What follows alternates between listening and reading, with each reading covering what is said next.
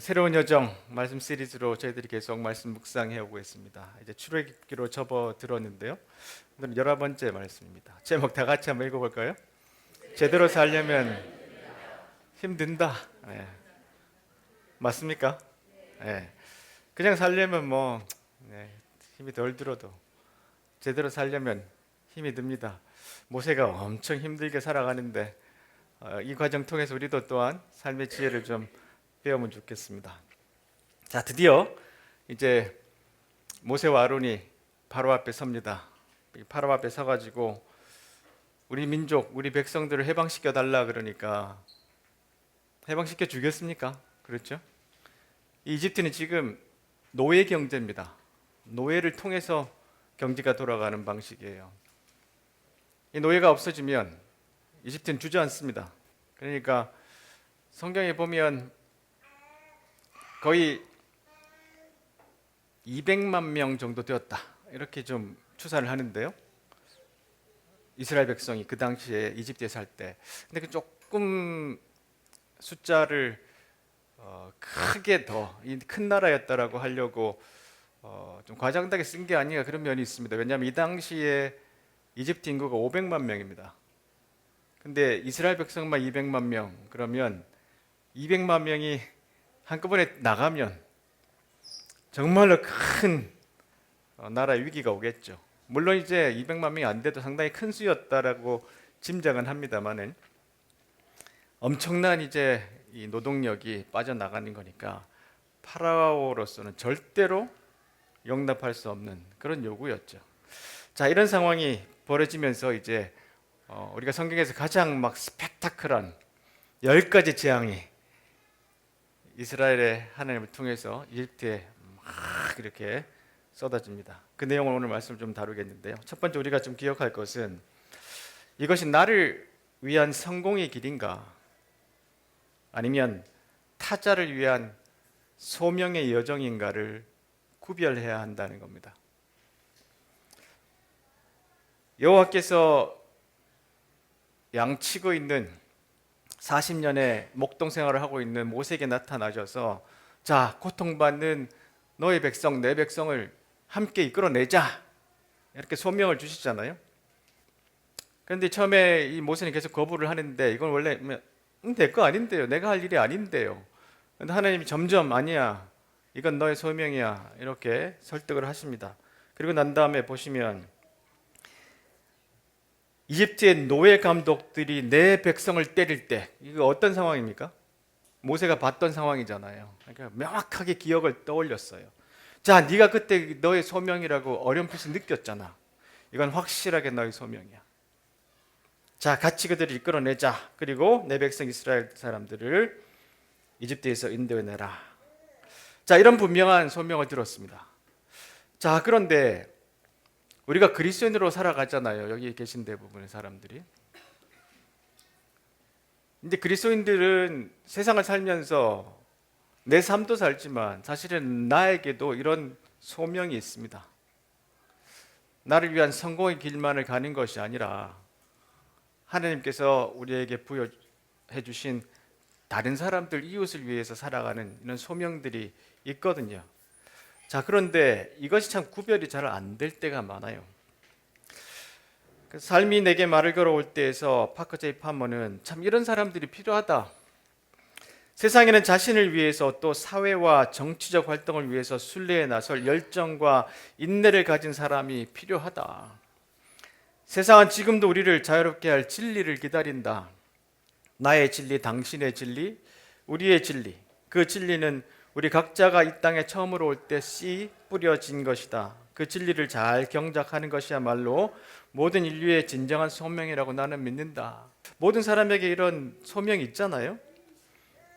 그리고 특별한 소명을 가진 사람도 있어요. 근데 앞에서 말했던 것처럼 우리 그리스도인들에게 모두 다 예수님을 닮고 또 예수님이 하신 것처럼 이웃을 사랑하려고 하는 그런 소명이 분명히 있습니다. 그러니까 내가 하는 사업이나 내가 하는 모든 것들이 분명히 이 일을 통해서 어떻게 이웃을 사랑할 것인가, 거기에 내 모든 것을 좀 삶을 좀 드려야겠다 하는 분명한 하나님의 또 말씀과 인도하심이 우리에게 있는 것이죠.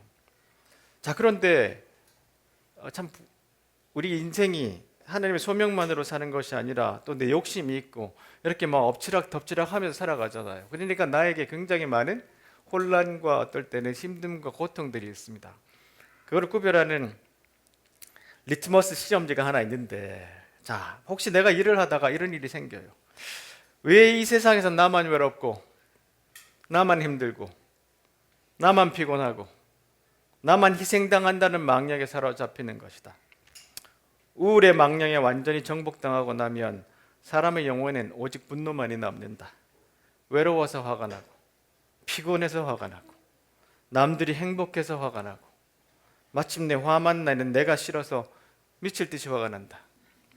자, 내가 이 일을 하다가 막 짜증나고 힘들고 막 이러면 이건 주님의 소명이 아니라 지 욕심이에요. 왜 내가 이만큼 했는데 이거 안 되나? 왜 이 문제가 계속 해결 안 되나? 그래서 막 기도를 해봐요. 근데 하나님 응답 안 합니다. 그런 기도 절대 응답 안 하십니다. 경험해 보셨잖아요. 왜냐하면 내 욕심으로 일하는 거에 대해서 하나님이 그래 기적을 베풀어 줄게 그러지 않습니다. 그러니까 오늘 같이 이렇게 기적이 계속 일어나는 상황은 우리 인생에 절대로 안 일어난다. 목사가 이런 이야기 해도 되나 모르겠는데 내 욕심으로 구하는 기적은 일어나지 않는다. 포기하셔야 됩니다. 근데 내가 만약에 이것이 하나님의 소명으로 인도하시는 고난과 어려움의 길이라면 틈틈이 이런 기적을 기대할 수 있습니다. 그런 거 경험하고요. 그런데 이걸 우리가 많이 혼동하죠. 내가 그리스도인이기 때문에 이 일을 하는데 하나님이 응답해 주셔야 된다. 그렇지 않습니다. 그건 내 욕망과 내 욕심일 때가 많아요. 그런 기도에는 기적이 일어나지 않습니다. 그래서 내가 이거 일을 하면서 막 짜증나고 힘들고 어렵다. 그럼 내가 지금 하나님의 자녀로 일하는 게 아니라 욕망의 노예로 일하는 것이다라는 것을 한번 생각해 보세요. 자, 그리고 이 토브 처치라는 책에서 스캇 맥나이트라는 이제 학자가 이런 말씀을 하시는데요. 토브라는 것은 좋은이라는 뜻입니다. 히브리어로 좋은 교회. 자, 인격은 안에서 밖으로 작용한다. 좋은 인격은 선한 것을 낳지만 나쁜 인격은 악한 것을 낳는다. 육체가 주도하는 유해한 문화는 권력, 성공, 명성에 대한 욕망, 두려움을 통한 통제, 권위에 대한 강조, 그리고 충성에 대한 요구. 이게 지금 파라오가 하고 있는 일들이거든요. 근데 이것이 파라오만 아니라 세상의 모두의 방식이 이렇게 많이 흘러가기도 합니다. 이런 유해한 문화 속에 우리가 살고 있는데 그것들이 어느 리더 마음 속에 들어가서 이게 골마 썩어가면 결국 이 쓴뿌리, 쓰디 쓴 열매를 맺게 돼요. 교회의 문화, 사회의 문화들을 망치게 되고 방해가 되는 사람들을 파멸시키려고 그래요. 지금 전쟁이 일어나는 것도 바로 이런 것들입니다. 저기가 방해가 되니 파멸시켜야 돼요. 그러나 반면에 성령에 의해 형성된 그리스도를 닮은 문화는 상처받은 사람에게 치유를 제공하면서 진실을 키우고 구속적 은혜와 사랑을 보여줄 기회를 찾고 어떻게 하면 하나님의 사랑, 예수님의 사랑을 보여줄까 하는 기회를 계속 찾게 되고 섬김을 받는 대신에 다른 사람을 섬기는 것에 초점을 맞추고 일상에서 정의를 실천하는 방법을 찾는다. 그리스도를 닮는 문화는 늘 사람에게 초점을 맞춘다. 왜냐하면 교회의 사명은 전적으로 사람에게 베푸시는 하나님의 구속적 사랑과 깊이 연관되어 있기 때문이다. 이것이 좋은 교회라 그러는데 좋은 그리스도인도 이와 같습니다. 사람에게 초점을 맞추고 사람에게 베푸시는 하나님의 구속적인 사랑을 어떻게 이들에게 또 전할 수 있을까 계속해서 관심을 가지는 것. 근데 반대로 우리가 성령 바깥에 있으면 자꾸 권력을 행사하려고 그러고 욕망에 시달리고 권위를 부리려고 그러고 이런 일들을 하게 되는 것이죠. 그래서 오늘 이 본문의 말씀은 자세히 보면 모세가 하나님의 말씀을 듣고 10가지 기적을 행했다의 초점보다 하나님이 어떻게 일하시는가, 하나님이 어떻게 그 오랫동안 굳어있던 이집트의 그 폭력의 경제, 노예들을 사용해서 착취하고, 그리고 조금 더 쉽게 해달라 그러니까 너희들 게을러, 그러면서 더 많은 일을 하게 하고 압제하고 하는 이 세상의 방식에 대해서 아니야, 하나님의 방식은 그런 것이 아니야 라고 다른 문화에 대해서 가르치고 소개하는 그런 본문이라고 보시는 것도 좋을 것 같습니다. 그래서 그리스도가 만드신 차이라는 책에서 스탠리 하우즈워스가 아주 유명한 미국의 신학자신데요, 이분이 그리스도교인인 우리는 우리의 삶을 통해서 논증해야 된다. 교회가 진정으로 맞닥뜨린 도전은 어떻게 하면 신앙의 회의적인 이들을 설득하느냐가 아니다. 예수 믿으세요, 이게 아니라 교회가 진정으로 진지하게 고민해야 하는 것은 교회가 어떻게 해야 자신의 욕망과 뜻이 하나님께 사로잡힐 수 있는가다. 이 뜻은 뭐냐면 우리가 교인이면서도 여전히 파라오의 욕망을 가지고 살아간다는 겁니다. 권력을 갖고 싶어하고 사용하고 싶어하고 또 많은 것을, 더 많은 것을 빼앗아 가지려고 하고 누리려고 하고 하는 나 중심의 욕망들, 파라오의 욕망들이 그리스도인이면서도 여전히 우리 안을 지배하고 있어요. 그런데 진정 우리가 고민해야 되는 것은 진짜 나의 소원, 욕망이 하나님 사랑인지 이웃 사랑인지, 그렇지 않으면 내 욕망인지를 구별해 봐야 돼요. 중요한 리트머스 시험지가 뭐냐 하면 내가 일을 하면서 짜증나고 힘들고 욕 나오고 승질나고 남들 비난하고, 이렇다면 내가 그리스도인으로서 이 일을 하고 있고 이 일이 하나님의 영광을 위해서 하는 일인지 아니면 내 욕망을 채우기 위한 욕심인지를 분명히 구별할 수 있다는 거예요. 그래서 내가 하는 이 일이 이웃 사랑이고 하나님의 뜻인지 아니면 내 욕망인지, 이것이 어느 누구의 소명인지 사명인지를 한번 질문해 보는 시간들을 틈틈이 가지는 것, 이것이 참 중요하다 이렇게 생각합니다. 두 번째로, 저항의 크기는 당신이 가고 있는 방향의 옳음을 증명한다. 보세요. 모세가 와서 자, 여호와 하나님이 우리 백성 다 해방시켜 주라 그랬다. 그럼 파라오가 오케이, yes sir, 가세요. 그렇지 않습니다. 자, 보세요. 지금 모세가 대항하고 있는 상대하고 있는 이 대상이 누굽니까? 파라오입니다. 그렇죠? 파라오. 파라오는 자기가 신의 아들이기도 하고 신이라고 생각해요. 그리고 그 당시에 이 세상에서 가장 강력한 제국의 왕입니다. 이 왕을 모세가 맞닥뜨리고 있어요. 지금 이 어마어마한 이 노예 해방이라는 짐을 쥐고 있잖아요. 근데 아까 말씀드렸던 것처럼 파라오는 절대로 내줄 수 없습니다. 노예를 내줬다가는 제국 전체가 멸망하는데, 아니면 얘들만 나갑니까? 성경에 보면 나중에 중다한 잡족들이 다 따라갔다 그래요. 잡족들 섭섭한데 잡족들이 다 따라갔어요. 이런 일이 벌어지면 나라가 통째로 망합니다. 중국이 왜 지금 계속 대만을 압박합니까? 안 그러면 위구르 신장 여기에 있는 수많은 민족들이 지금 얽혀 있잖아요. 이들이 다 일어나면 어떡합니까? 그러니까 계속해서 이런 식으로 제국들은 민족들을 압박하고 압제합니다. 이것이 지금까지 논리고 방식이었어요. 지배 방식이었어요. 자, 이렇게 어마어마한 저항의 크기. 그런데 우리가 살아갈 때 이런 것을 경험하잖아요. 조그만 일을 하면 저항이 조그맣습니다. 내가 옳은 길 가보려고 하고 큰 일을 해보려면 거기에 맞게 저항도 어마어마합니다. 여러분, 영화를 보면 슈퍼맨이 있으면 슈퍼맨을 감당할 만한 힘도 존재하잖아요. 그렇죠? 선과 악이 항상 이렇게 부딪힙니다. 그렇기 때문에 저항의 크기는 어마합니다. 이렇게 이제 모세에게 10가지 재앙을 이제 하나님이 기적으로 베풀게 하시는데 여기에도 쉽게 손들지 않습니다. 저항은 계속해서 커집니다. 자, 이런 일들 우리가 경험할 때 우리가 참 힘들잖아요. 여기서 쇼펜하우어가 이런 이야기를 합니다. 당신의 인생이 왜 힘들지 않아야 된다고 생각하십니까? 제목도 참 잘 정했어요, 책에. 자, 보세요. 우리가 사소한 일에서 위로를 받는 이유는 사소한 일에서 고통받기 때문이다. 자잘한 일에 막 고통받을 때가 많잖아요.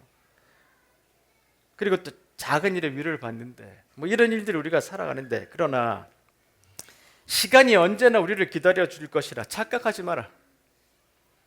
게을리 걸어도 언젠가는 목적지에 도착할 날이 오리라고 기대하지 마라. 하루하루 전력을 다하지 않고는 기대하지 말라.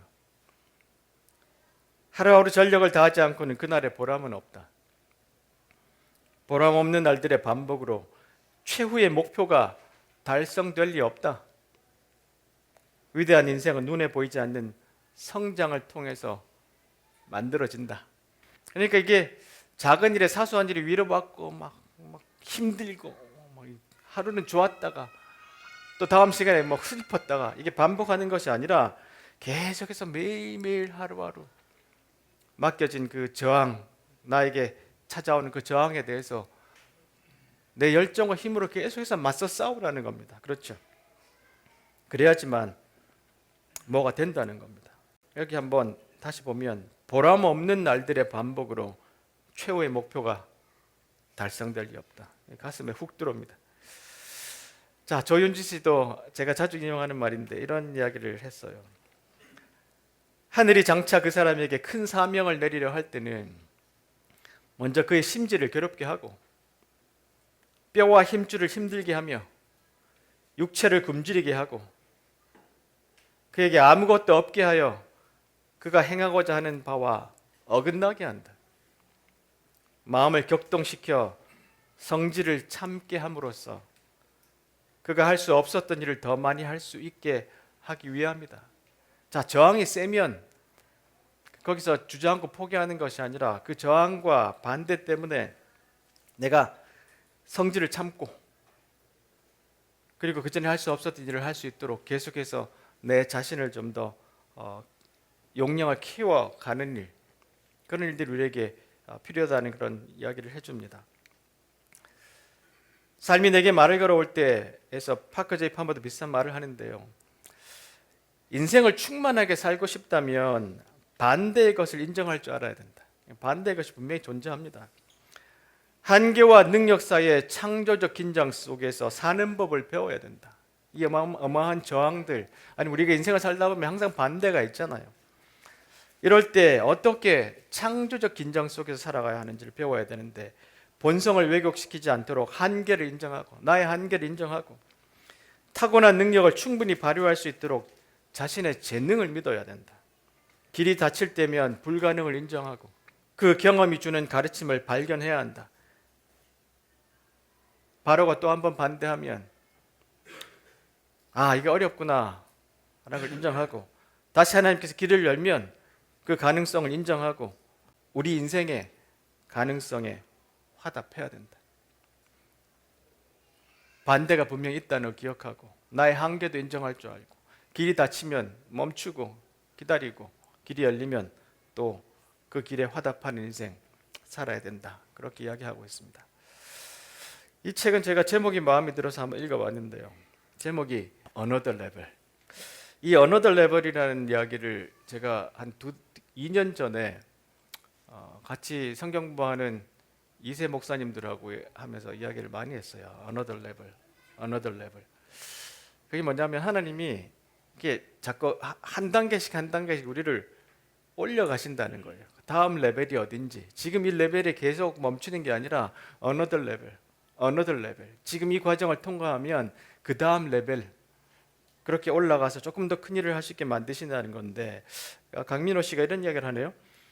성장이란 불편한 것에 직면하고 이를 감수하는 대가로 얻는 것입니다. 이 저항이 거세잖아요. 지금 파라오의 저항이, 아니면 우리 인생을 살다 보면 이 저항이 크잖아요. 이것을 불편한 것에 직면하고 그것을 감수하는 대가로 성장이 이루어지는데, 우리는 결코 이런 불편함의 장벽이 없는 무균실 같은 환경에서는 성장할 수 없다. 얼마나 우리가 잘 알고 있는 이야기입니까? 그럼에도 잘 실천을 못하죠. 성장을 위한 노력은 편안함을 추구하는 인간의 본능과 반대되는 행위입니다. 자연은 기본적으로 질서에서 무질서로 향하는 근본적인 법칙, 이걸 이제 엔트로피의 법칙 그러잖아요. 엔트로피가 점점 증가하면 질서가 무질서가 돼요. 그러니까 여러분, 가만히 놔두면 집안이 점점 깨끗해집니까? 아니죠. 점점 어지러워집니다. 어떤 조직이라도 가만 놔두면 점점 좋아집니까? 점점 나빠집니다. 교회도 그렇습니다. 가만 놔두면 점점 좋아집니까? 그렇지 않아요. 그러니까 우리가 얼마나 많은 노력을 넣어야 이 엔트로피의 법칙에 반대로 갈 수 있는지, 그렇죠. 자, 하지만 인간은 이와 반대로 감정적 본능이 지배하는 무질서의 세계에서 대항하여 이성과 지성을 통해 질서로 향하는 방향에 힘을 부여야 합니다. 그러니까 자꾸 이 무질서가 되려고 할 때 우리가 이성과 지성을 통해서 그것을 자꾸 더 좋은 질서로 만들려고 노력한다는 거죠. 무질서가 부여하는 편안함의 세계를 벗어나 스스로 불편함을 선택하는 겁니다. 놔두면 점점점 안 좋아져요. 믿음도 그렇습니다. 여러분, 지금 여러분 5, 60대, 70대 되시는 분들이 3, 40대 때 얼마나 열심히 교회에서 봉사하셨습니까? 순장으로 봉사하시고 얼마나 많은 일을 하셨어요. 나는 이제 나이가 들었다. 근데 그때보다 더 열심히 안 하면 우리는 점점점 퇴화됩니다. 왜냐하면 점점점 무질서로 향하기 때문에 그래요. 한때 믿음이 좋았는데 지금 왜 이럴까? 지금 점점점 더 내가 그만큼 신앙에 노력을 하지 않는다는 뜻입니다. 그러니까 편안하다라는 문제가 있는 거예요. 스스로 불편함을 택해야 이 자연의 법칙에 저항함으로써 질서의 법칙을 작동시킨다는 거예요. 내가 믿음 생활 편안하다. 그건 믿음 생활이 아닐 수도 있어요. 문화 생활일 수 있습니다. 우리가 그리스도인이 되며 선택하면 오늘 제목이 뭐죠? 제대로 가면 힘들어요. 그리스도인으로 사는 거 힘듭니다. 지난 한 주 나 너무 편안했다. 그러면 내가 그리스도인으로서 살지 않았을 수 있습니다. 세 번째로, 타협하라는 유혹을 넘어서 10번째 아침이 가져올 온전한 열매를 소망해라. 자, 파라오에게 계속해서 이런 재앙들이 오면서 나라가 뒤집어지는데 파라오는 계속해서 자꾸 헛된 약속을 했다가 파기하고 거짓말하고 타협하고 이렇게 합니다. 보세요. 출애굽기 10장에서는 자, 예배하러 가라. 우리 백성들을 놔둬라. 자, 이 예배하러 가자라고 하는 말도 조심해서 우리가 봐야 되는데, 하나님 이스라엘 백성들을 놔주라고 할 때 그냥 해방시켜라 그러지 않고 하나님을 예배하러 가기 위해서 이스라엘 백성들을 놔주라 이렇게 요구했습니다. 이게 뭐냐면 예배가 중요하다 맞습니다만 그 뜻은 아니에요. 이 뜻은 뭐냐면 지금 파라오가 어마어마한 경제적인 노예들을 사용해서 계속해서 어떤 건물들을 지어가고 어떤 제국을 유지하려고 하는 방식을 찾아가는데 하나님의 방식은 쉬어야 된다. 정해진 일들만 하고 인간은 존중해야 된다. 그래서 그들이 모여서 예배를 하려면 하루를 쉬어야 되잖아요. 3일길 가서 쉰다는 것은 아주 오랫동안 이집트의 작동 방식을 멈춰야 된다는 뜻이에요. 그러니까 이거 허락을 안 하는데 계속해서 재앙이 오니까 어떨 땐 버틸 수가 없습니다. 그래서 놔주겠다 하다가 오늘 이제 10장에 보면 이런 이야기를 합니다. 자, 처음에는 남자만 가라. 여자와 아이들 다 놔줘라. 그러다가 이제는 뭐 어떻게 하냐면 아들과 딸 다 데려가는데 가축들은 놔둬라. 계속해서 타협을 요구합니다. 그리고 또 약속을 파기하고 거짓말을 합니다. 근데 우리가 인생을 살다 보면 사업을 할 때도 그렇고 뭘 할 때 그런 대상들이 있잖아요. 이 말했다 거짓말하고 이 말했다 안 지키고 또 타협하고 요것만 하자 그러고 그런 일도 있는 것처럼 우리의 인생도 그리스도인으로 살려고 하다 보면 자꾸 타협하려고 그래요. 이 정도만 하면 됐지. 그럼 남들보다 난 더 아는데 자꾸 그런 일들을 하게 되는데 하나님이 계속해서 한 번, 두 번, 세 번, 네 번, 다섯 번, 여섯 번, 일곱 번, 여덟 번, 아홉 번, 열 번의 재앙을 계속해서 이들에게 내려줍니다. 우리가 10개의 재앙들을 보면 왜 10가지 재앙인가 하는 그런 궁금증이 생깁니다. 이 10가지 재앙의 하나하나를 시간이 없어 다 설명을 못하겠지만 이 한 재앙, 두 재앙, 세 재앙 이 모두가 뭐냐면 이집트 사람들이 숭배하던 우상들을 파괴하는 작업입니다. 예를 들면 나일강이 피가 되잖아요. 피로 변하잖아요. 근데 이 나일강에 신이 있습니다. 하피라고. 왜냐하면 나일강이 젖줄이고 나일강이 범람함으로써 이들이 어마어마한 경제를 이룰 수 있던 중요한 경제적인 요소였거든요. 그런데 거기에 피가 되면서 아무것도 곡식도 못 자라고 물고기도 못 잡죠. 그러니까 생명의 근원이라고 믿었던 나일강이 죽음이 되어버렸어요. 그러니까 너희들이 각 믿고 있던 이 하피라는 신을 우상을 이 재앙을 통해서 제거하는 겁니다. 개구리가 되고 이가 생기고 파리가 되는 것은 헤케트라는 신입니다. 그리고 흑암, 태양신, 가장 위대한 태양신 여기를 캄캄하게 만들어 버렸어요. 그리고 장자의 죽음. 이 모든 것이 뭐냐면 이집트 사람들이 갖고 있던 우상들, 이집트 사람들이 믿고 있던 경제 체계, 노예 경제, 이 모든 것을 하나하나 껍질을 벗겨서 없애버리는 작업입니다. 그래서 10가지를 주신 거예요. 계속. 이걸 하나하나 계속해서 파괴해 나가는데 이 과정을 통해서 이스라엘 백성들도 배우는 것이 뭐냐면 여호와 하나님이 바라시는 방식은 이 방식이 아니었구나. 이걸 배우는 것이었어요. 자, 우리 안에서도 마찬가지입니다. 이 우상 숭배, 우리 속에 있는 우상 숭배를 하는 이 내 마음에 있는 욕심들, 이걸 하나하나 제거해 나가야 됩니다. 그리스도인이라면. 그래서 우리 안에 있는 이 10가지 우상들이 있어요. 어떤 사람은 더 많을 수도 있고 이거 하나를 하나씩 제거해 내 가는 것이 하나님이 우리에게 기대하시는 겁니다. 우상 숭배는 어째서 자기 파괴가 될까라고 톰 라이트가 질문합니다. 인간은 자신이 숭배하는 것을 닮게 된다. 이 파라오가 숭배했던 이 수많은 신들 때문에 그의 작동 방식은 그랬어요. 그런데 우리가 숭배하는 것은 누굽니까? 우리 예수님이잖아요. 예수님의 방식을 숭배하는 것이죠. 그래서 그것을 우리가 닮게 돼요. 그러니까 우리 속에 있는 이런 풍성한 삶을 살려면 내 안에 있는 우상들을 하나하나 제거해 나가야 합니다. 스탠리 하우스워스가 이렇게 말합니다. 산상수훈. 왜 예수님이 산상수훈을 이야기하셨냐면 이것은 세상의 방식과 다르기 때문에 그래요. 그것이 세상이 이미 아는 것, 세상이 좋은 행위로 정의하는 것, 누구에게나 상식적인 것에 반대한다는 겁니다. 우리는 파라오가 지배하는 세상을 너무나 아주 편안하게 받아들입니다. 우리 자본주의가 그렇잖아요.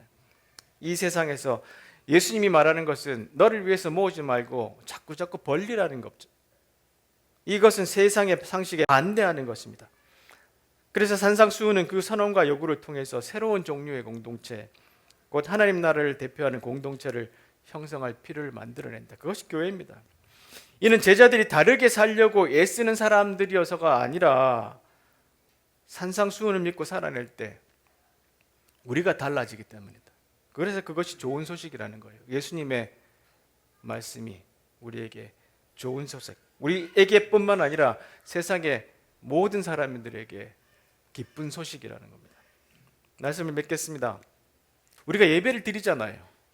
예배를 끝나고 이제 집으로 가는데 예배가 기독교의 마지막은 이제 파송 나가는 거잖아요. 자, 그러면 말씀과 이런 찬양과 이런 것들을 통해서 하나님을 만난 후에 우리는 성령으로 변화되어 새로워지고 힘을 얻어 인류 원래 소명, 즉 하나님의 피조물 안에 잠재된 모든 가능성을 길러냄으로써 하나님의 형상을 지닌 자가 되어 이제는 깨어지고 타락한 세상을 새롭게 하고 회복시키라는 사명을 다시 한번 수행할 수 있게 된다. 예배를 하고 나면 저 문을 나갈 때 자, 우리가 하나님의 형상이 회복되어서 이제 다시 한번 내 욕심과 욕망의 방식으로서 하루를 사는 것이 아니라 일주일을 살아내는 것이 아니라 타락한 세상을 새롭게 하는 그 사명을 가지고 살아가는 것. 내가 회사에서 어떤 커스터머를 대할 때도 이분을 통해서 하나님이 어떻게 일하실까라는 소명을 가지고 살아가는 것, 그것이 우리에게 예배를 마치고 있어야 된다는 것입니다. 자, 우리가 사순절을 지나고 있습니다. 사순절은 회개하는 절기입니다. 내가 파라오의 욕망처럼 살았다면, 지난 한 주도 짜증내고 욕망하고 분노하고 투덜대고 내 욕심으로 살았다 그러면, 이번 한 주는 이제 같은 일을 하더라도 기뻐하고 즐거워하고, 안 되더라도 소망하고 기뻐하고, 다른 사람들을 위해 조금이라도 내 가진 것과 시간과 의지들을 좀 나눠지는 삶으로 살아야 되겠다. 그런 회개가 우리에게 있어져야 합니다. 오늘 예배를 마치고 돌아가면서 이것이 우리에게 다시 한번 회복되는 시간, 그런 은혜가 우리에게 있기를 간절히 바랍니다. 이 말씀 다 같이 읽고 오늘 말씀 마치겠습니다. 시작. 길을 개척한 이 모든 사람들, 이 모든 노련한 믿음의 대가들이 우리를 응원하고 있다는 말이 무슨 뜻인지 알겠습니까? 그들이 열어놓은 길을 따라 우리가 앞으로 나아가야 한다는 뜻입니다. 달려가십시오. 절대로 멈추지 마십시오. 영적으로 군살이 붙어서도 안 되고 몸에 기생하는 죄가 있어서도 안 됩니다. 오직 예수만 바라보십시오. 그분은 우리가 참여한 이 경주를 시작하고 완주하신 분이십니다. 그분이 어떻게 하셨는지 배우십시오.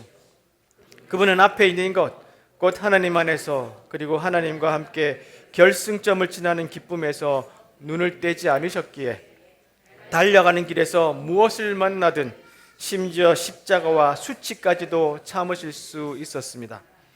이제 그분은 하나님의 오른편 영광의 자리에 앉아 계십니다.